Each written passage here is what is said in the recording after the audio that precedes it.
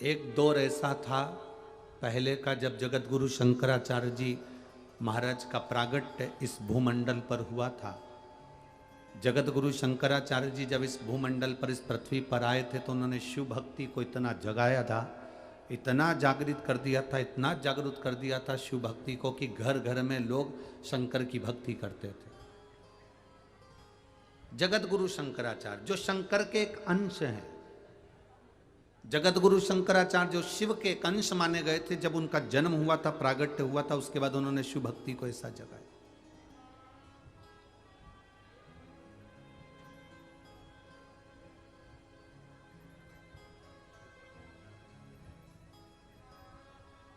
और जगत गुरु शंकराचार्य ने उस समय पर भगवान शंकर की भक्ति को घर घर तक पहुंचाया था। ऐसा कोई नगर नहीं, ऐसा कोई गांव नहीं, ऐसा कोई शहर नहीं, ऐसा कोई महल नहीं जिसमें शंकर का शिवलिंग नहीं था और शंकर की भक्ति नहीं थी। सब शिव की भक्ति करते थे।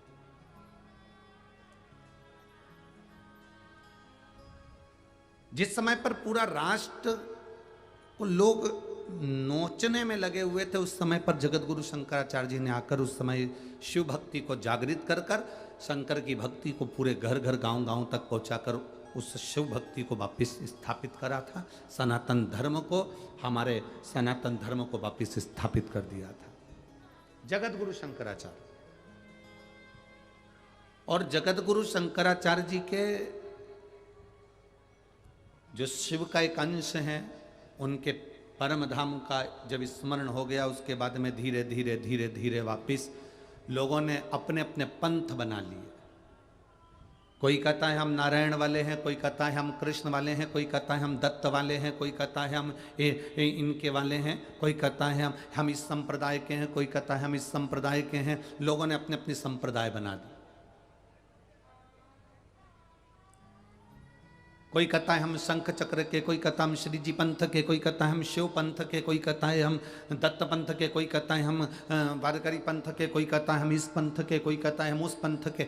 लोगों ने अपने अपने पंथ बनाए, अपने अपने भाव से। लोगों ने, जब जगत गुरु शंकराचार्य जी ने शिव जी की स्थापना करी, गांव गांव में शंकर की पूजन होने लगी, घर घर में शिव स्थापित कर दिए। लोग शंकर को अपना एक इष्ट के साथ में अपना स्नेह रखते थे। और जब फिर जगत गुरु शंकराचार्य जी महाराज जब जाते हैं, उसके बाद में संपूर्ण पृथ्वी पर लोगों ने अपने अपने पंथ बनाकर सनातन धर्म को तोड़ दिया, सनातन धर्म को विच्छिन्न कर दिया। फिर अपने अपने लोगों ने पंथ बना लिए। हमारा ये पंथ है, हमारा ये पंथ है, हम इसको जानते हैं, हम उसको जानते हैं, हम केवल इसको भजेंगे, हम शंकर को नहीं भजेंगे, हम इसको भजेंगे, हम शिव को नहीं भजेंगे। लोगों ने धीरे धीरे धीरे धीरे धीरे अपने पंथ को बढ़ाया और शंकर भगवान को उठाकर लोगों ने बाहर कर दिया। सारे मंदिरों में लोग जाते थे, पर शिव के मंदिर में लोग केवल सावन के महीने में और शिवरात्रि के सिवा कभी नहीं जाते थे। देखा है ना आप लोगों ने पूर्व का समय, आज से 5-6 साल 7 साल 8 साल पहले का निकालिए। लोग केवल मंदिर को छोड़कर 10 साल का निकालेंगे तो केवल सब मंदिरों में जाएंगे लोग, पर शिव के मंदिर में नहीं जाएंगे। स्वान बैठे रहते थे, जाले लगे रहते थे, गंदगी पड़ी रहती थी, अंधेरा पड़ा रहता था। पर फिर मेरे भोलेनाथ ने कुछ ऐसी कृपा कर दी, मेरे शंकर ने फिर कोई करुणा कर दी, और ये शिव महापुराण की कथा ऐसी प्रारंभ हुई कि कलयुग के लोगों को मालूम पड़ गया कि शंकर ही मूल है। कलयुग के लोगों को ये ज्ञात हो गया कि शिव मूल है। हम इनसे क्यों दूर थे, हम शंकर से क्यों दूर हैं। जब दशरथ जी महाराज शिव को याद करते हैं, राजा जनक जी शिव को याद करते हैं, दत्तात्रेय भगवान शिव को याद करते हैं, स्वामी समर्थ शिव को याद करते हैं, हरि विट्ठल शिव को याद करते हैं। हरि विट्ठल के मस्तक पर शिवलिंग है। ऐसा कोई धाम नहीं जिस धाम में शिव नहीं। बद्रीनाथ जाओ तो केदारनाथ पास में है, तिरुपति जाओ तो कपिलेश्वर महादेव पास में है, नाथद्वारा जाओ तो एक लिंग जी पास में है। ऐसा कोई धाम नहीं जहाँ पर शिव नहीं है। शंकर सब दूर है, पर हम धीरे धीरे धीरे धीरे इन सभी विचारों में पढ़ते पढ़ते हमने शंकर को दूर हटा दिया था। और बीच में ऐसा भी समय आ गया था कि ऐसे ऐसे महाराज आ गए थे कि उन्होंने कह दिया था घर में शंकर का शिवलिंग नहीं रहना चाहिए। लोगों ने उस शिवलिंग को भी उठा के पीपल के पेड़ के नीचे रख दिया था, नदियों में विसर्जन कर दिया था या मंदिरों में रख दिया था। पर जो समझदार है, जो जानता है कि शंकर शंकर है, मृत्यु की घड़ी में कोई पास में नहीं होगा, वो शमशान में रहने वाला मेरा कालाधिपति तुम्हारे नजदीक में रहे।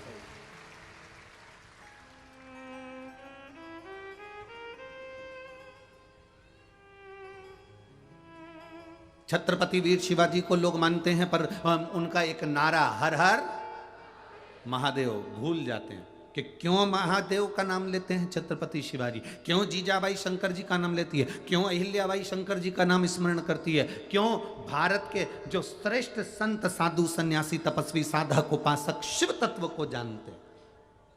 हमने शिव को दूर कर दिया, हमने बहुत सारे विचारों को अपने भीतर उतार लिया। शंकर एकदम, लोग कहते हैं ये क्रोध का देवता, इसको रुद्र कहते हैं। तुम्हारे पति को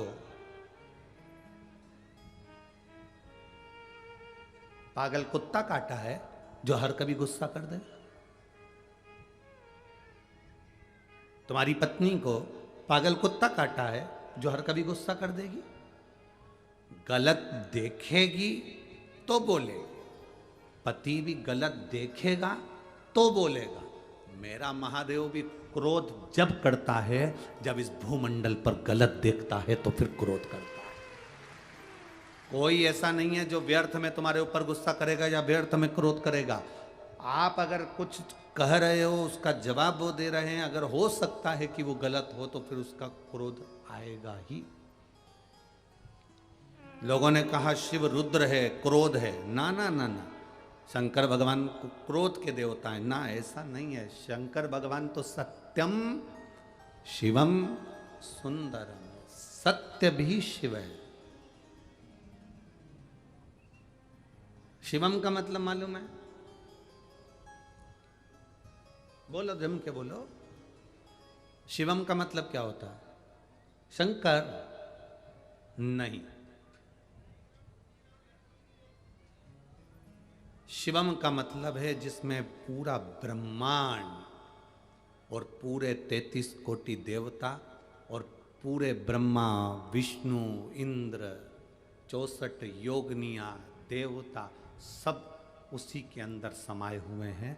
तो हम कहते हैं सत्यम शिवम सुंदरम। हमने अंदाजा लगाया शिवम शिव है, नहीं, सत्य भी शिव है।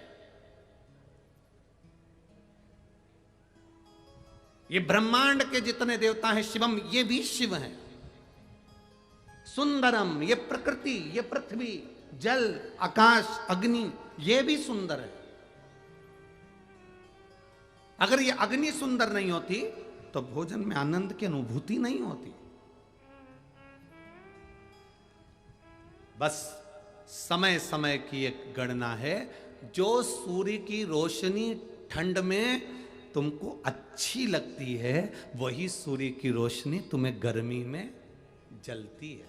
गर्मी में तुम्हें बुरी लगती है, बहुत गर्मी लग रही है, वही सूर्य की रोशनी तुम ठंड में बाहर निकल के बैठते हो, थोड़ी सूरज की रोशनी आ जाए, थोड़ी ठंडक, मुझे शांति मिल जाए, मुझे अच्छा लगेगा। सूर्य की एक रोशनी तुम्हें अच्छी लग रही है और एक रोशनी तुम्हें बुरी लग रही है।